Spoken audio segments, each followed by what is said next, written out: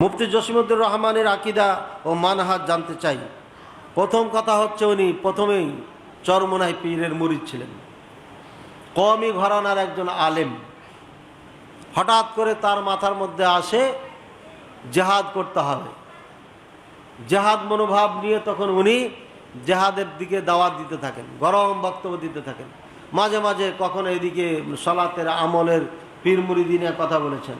আমরা আহলে হাদিসেরা মনে করেছি বাপরে বাপ, আর এক আহলে হাদিস পেয়ে গেছি আমরা, যে তাকে জড়িয়ে ধরেছি। আমি না বুঝার আগেই মদিনার থেকে কেবল এসেছি 2007 সালে, দেখি বিশাল মাদ্রাসার হুজুররা গাড়ি ভাড়া করেছে যাওয়ার জন্য। আমি বললাম, কোথায় যাচ্ছেন আপনারা? গাড়ি কেন? বলছে ছেলেরা যাবে উম্মুকের বক্তব্য শোনার জন্য, মানে রহমানী সাহেব।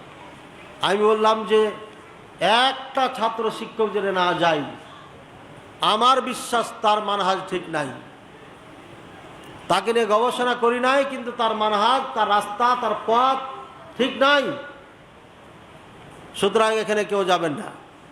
তো সবাই যায় নাই, একটা মাইক্রো গেছিল। জেহাদের কথা যারা বলে, কোরআন সুন্নাহর কথা বলে, কিন্তু তাদের পদ্ধতি ভুল।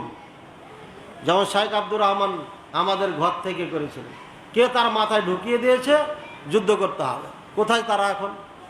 ফরিদপুরে দুইজনকে পিটিয়ে মেরে ফেললো, দুই ভাইকে। কোথায় আপনারা? জিহাদ জিহাদ। আর একজন মাইকে আছে আবু তাহা আদনান, উসামা উসামা উসামা আছে না একটা, উসামা যিনি আলী হাসান উসামা, এরা নাকি মুজাহিদ, যুদ্ধ করবে, আফগানিস্তানের মতো যুদ্ধ করে দেশ ফাতা করবে। তোমরা কোথায়? তোমাদের তো প্রতিবাদ করারও ক্ষমতা নাই। যাও ফরিদপুরে প্রতিবাদ করো, পারো না।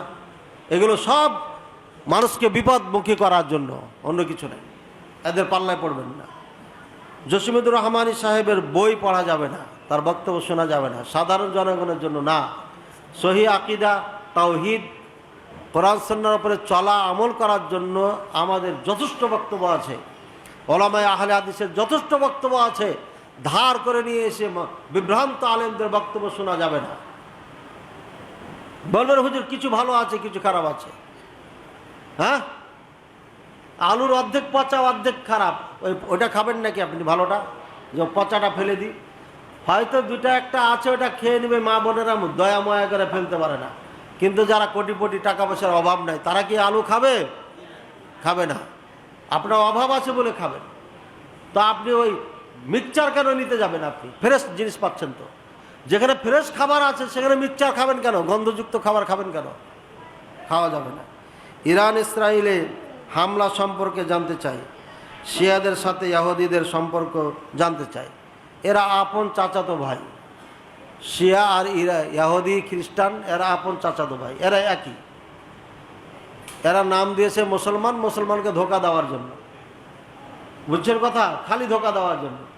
ইরান ফিলিস্তিনকে নিয়ে নাটক করছে, যুগ যুগ ধরে নাটক করছে শয়তান। আয়াতুল্লাহ খমিনি বলেছেন, আউয়ালুল আমরম বাদা ইকামাতিদ দাওলা ইসলামিয়া নাহজুমু আলা ইসরাইল আও নুহাররিরুল আকসা মিনাল ইয়াহুদিল নাজুস আও নাজিসা আও নাজাসা।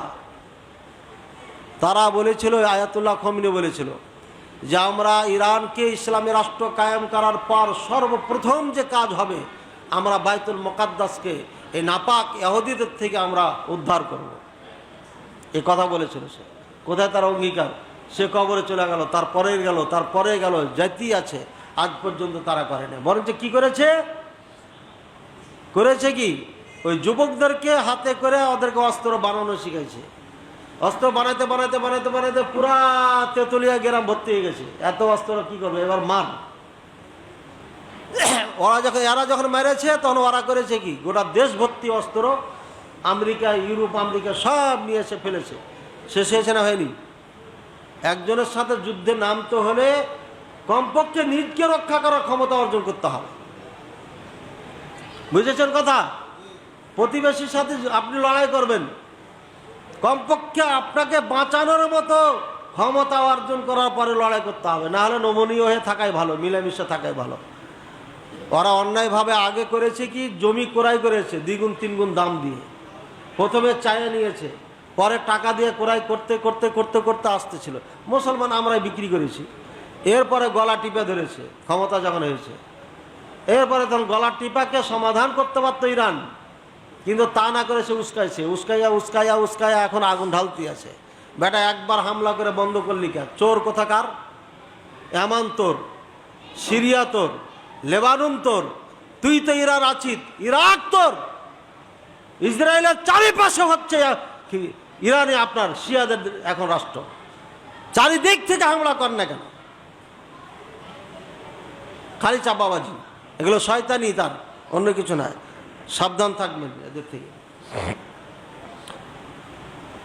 সালা আদায়ের সময় কোরআন তেলাওয়াত করতে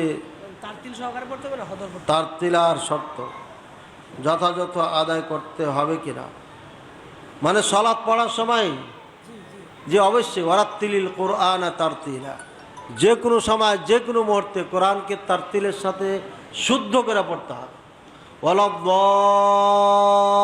ওয়ালাদ্দাল্লিন কয় আলিফ? 4 আলিফ। দ এখানে 4 আলিফ, হ্যাঁ। নিম্নে এখানে কমপক্ষে আপনার 2 আলিফ টানবেন, আর তাও না হলে 1 আলিফ টানতে হবে, না হলে পরে অর্থ চেঞ্জ হয়ে যাবে। ঠিক আছে, লিন লিন কমপক্ষে 1 আলিফ টানতে হবে, 3 আলিফ টানা যাবে, কমপক্ষে 1 আলিফ। এগুলো যদি ঠিক না রাখে, উচ্চারণ যদি ঠিক না রাখে, তাহলে সলাতি হবে না। কাজে সব ক্ষেত্রে শুদ্ধ করে পড়তে হবে। তারতিল মানে তাজবিদের সাথে পড়া।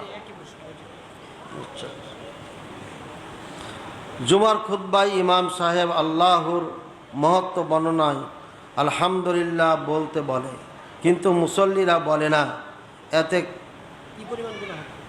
কি পরিমাণ গুনাহ হবে? গুনাহ হবে না, তবে বলা উচিত।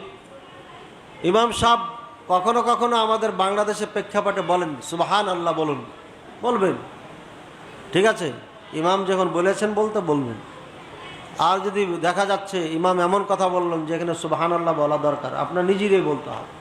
ইমাম সাহেব দোয়া করে, আল্লাহ তুমি আমাদের দেশে রহমত বর্ষণ করো, আপনারা সবাই বলবেন আমিন, সবাই বলবেন। এটা খুতবার মধ্যে দোয়া করছে, আপনারা আমিন বলবেন, আলহামদুলিল্লাহ বলবেন, সুবহানাল্লাহ আলহামদুলিল্লাহ তামলাউ মা বাইনাস সামাওয়াত ওয়াল আরদ।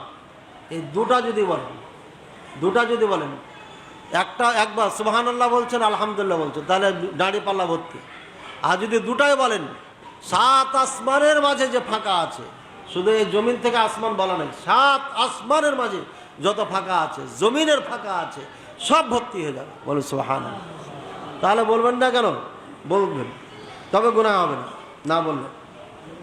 এবং নবীর ওপর দুরূদ পড়ে না, এই ব্যাপারে বিস্তারিত জানতে চাই। আল্লাহ রাসূলুল্লাহ সাল্লাল্লাহু আলাইহি ওয়াসাল্লাম তাকে ধ্বংস হওয়ার দোয়া করেছে। রাসূলুল্লাহ সাল্লাল্লাহু আলাইহি ওয়াসাল্লামের নাম শোনার পরে যারা দুরূদ পাঠ করে না, যখনই মুহাম্মদ নাম উচ্চারণ হবে খুতবাতে, বক্তব্যতে, তখন সাল্লাল্লাহু আলাইহি ওয়াসাল্লাম বলবেন, জোরে করে বলবেন, শুনিয়ে বলবেন। এটা ভালোবাসার বহিঃপ্রকাশ, বুঝেছেন না বুঝেন না? কাজে ভালোবাসা দেখাতে কৃপণতা করবেন না। যদি কোনো ব্যক্তি কারো নিকট বায়াত গ্রহণ না করে মারা গেল, তার মৃত্যু হলো খারাপ মৃত্যু, এই কথা যদি সত্য হয়, তাহলে আমরা কার নিকট বায়াত গ্রহণ করব? মায়া বা না কি লিখেছেন ভাই? নামাজ, এটা দেখেন কি লিখেছেন, সমাজপতি মারাবা কি? মা বাবা, ও মা বাবা, সমাজপতি, ইমাম, মানে এদের কাছে বায়াত গ্রহণ করবেন? মা বাবার কাছে বায়াত গ্রহণ করেন যে মা বাবা তোমাদের সাথে কখনই আমি নাফরমানি করব না। এটা বায়াত। আপনার বায়াত একটা খাস জিনিস। এটা রাসূলুল্লাহ সাল্লাল্লাহু আলাইহি ওয়াসাল্লাম বায়াত নিয়েছেন সাহাবায়ে কেরাম থেকে, যুদ্ধের বায়াত নিয়েছেন, নেতৃত্বে আনুগত্যর বায়াত নিয়েছেন, ঠিক আছে। এ ধরনের বিভিন্ন ক্ষেত্রে বায়াত নেয়, বায়াতে রিদওয়ান বলা হয়, যেটা কাফেরা উসমান রাদিয়াল্লাহু আনহু গেলেন, ফিরে আসছেন না, তখন রাসূল সাল্লাল্লাহু আলাইহি ওয়াসাল্লাম বায়াত দিলেন, যদি উসমানকে হত্যা করে এরা, তাহলে উসমানের রক্তের প্রতিশোধ যতক্ষণ না নিব ততক্ষণ আমরা এখান থেকে ফিরে যাব না। চিন্তা করেছেন? এই মুসলমান চিন্তা করেছেন, উসমানকে যদি হত্যা করে মক্কাবাসী, এখনও মুসলমানদের ক্ষমতা অত হয় নাই, কিন্তু তারপরও তারা বায়াত গ্রহণ করছে যে যদি তারা হত্যা করে তাহলে উসমানের খুনের বদলা না নিয়ে মক্কার জমিন ত্যাগ করব না। আর আমাদের চোখের সামনে মুসলমানকে মারে আর আমরা ভিডিও করি, দিয়ে পরে বলি মুসলমানকে মারে ফেলেছে।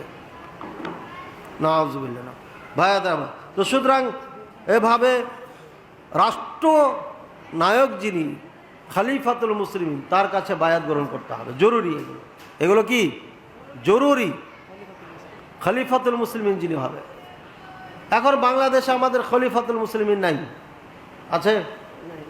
যদি থাকে মাননীয় প্রধানমন্ত্রী হাসিনা আছেন, তাহলে তার হাতে হাত দিয়ে বায়াত গ্রহণ করতে হবে, ঠিক আছে? খলিফাতুল মুসলিমিন যদি মনে করেন তাহলে তার হাতে বায়াত গ্রহণ করতে হবে। আর যদি মনে না করেন, রাষ্ট্রপ্রধান দায়িত্বে আছেন, তার কথা না মানলে পারে দেশে উশৃঙ্খলা সৃষ্টি হবে। এই জন্য তার নিয়ম নীতি মেনে চলতে হবে, যতক্ষণ কোরআন সুন্নাহ ভিত্তিক বলবেন, ঠিক আছে?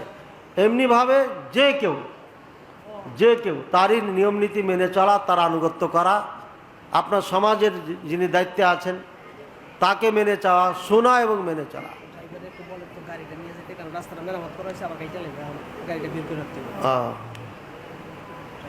একটু ড্রাইভারকে বলেন গাড়িটা বের করতে, রাস্তা কেটেছে তো এখন বের করবে না, এখন বের করে যেন রাস্তাটা পার করে রাখে, একজন লোক দিয়ে সাথে। সুতরাং বায়াত খলিফাতুল মুসলিমিনের হাতে যদি কেউ না করে তাহলে তার মৃত্যু জাহেলি মৃত্যু হবে। এছাড়া অন্য বায়াতগুলো ফরজ না, জরুরি নয়। না করে মারা গেলে পারে সে জাহান্নামী হবে, মৃত্যুবরণ জাহেলি মৃত্যুবরণ করবে এমনটি নয়। তবে আপনার যিনি নেতা হবে তার আনুগত্য আপনাকে করতে হবে, এটা ইসলামের কাম্য, ইসলামের আপনার দাবি। আল্লাহ তাআলা আমাদের তৌফিক দান করুন। ওয়ালাউ কানা আবদান হাবশিয়ান, একজন দাস যদি আমাদের নেতা হয় তারও আনুগত্য করতে হবে, তাকে মানতে হবে। সুতরাং যাকে আমরা নেতা বানাবো তার আনুগত্য করতে হবে। কিভাবে আনুগত্য করবেন? হ্যাঁ, এটা একান্ত আপনার দায়িত্ব, আপনাকে সেভাবে তৈরি করে নিতে হবে। যখন আমির মানবেন তাকে মানতে হবে, যদি আমির না মানেন, গ্রহণ না করেন, তাহলে সেটা আপনার অন্য ব্যাপার, অন্য বিষয়। কি করলে বাবা মা কবরে শান্তি পাবে জানতে চাই। নেক সন্তান, যিনি নিজে নেক কাজ করে, নেক কাজ না করলে তো নেক হবে না। সৎ সন্তান অর্থাৎ কোরআন সুন্নাহর বিধিবিধান যদি আপনি মানেন আর তাদের জন্য দোয়া করেন প্লাস দান খেরাত করেন, তাহলে সে কবরে শান্তি থাকবে। আর আপনি হুক্কা টানবেন আর মোবাইলে বাজি খেলবেন, তাহলে সে শাস্তি পাবে। এই জন্য আপনারা অবশ্যই পিতামাতার শান্তির জন্য ইসলামকে মেনে চলবেন, নিজের শান্তি, সন্তানদের শান্তির জন্য ইসলামকে মেনে চলবেন। আর আমার গাড়িতে বই আছে, বইটি নামিয়ে নিন। আকীদার ওপর একটা বই আছে, ইসলাম বিষয়, আব্দুল বাতেন ভাই, গাড়ির পিছনে বই আছে, বইটি নামিয়ে নিন। আর আর আপনার সংগঠনের কোনো বই আছে? নিয়ে আসে নাই, আপনারা নিয়ে নেবেন ভাইদের মাধ্যমে। ভাই আছেন, অনেকে আছেন, সবাই দিতে পারে, ইমাম সাহেব আছেন। আপনারা যে কোনো সময় যে কোনো জায়গার থেকে বই নিতে পারেন। রাজশাহী থেকে বই নিলে হাদিস ফাউন্ডেশনে প্রত্যেকটি বই আপনারা নেন, পড়েন। খাস করে ডক্টর আসাদুল্লাহ গালেব স্যারের বইগুলা পড়েন, ওনার থিসিসটা পড়েন। সিরাতুর রসুল এই বইটা পড়েন, সালাতুর রসুল এই বইটা পড়েন। এই উল্লেখযোগ্য কিছু কিছু বই আছে স্যারের, এগুলো অবশ্যই পড়বেন। বাকি সব বই পড়ার জন্য পড়বেন। আরও বড় বড় ওলামায়ে কেরাম যারা আছেন তাদের বই, আকীদার বই পড়েন। আমার এই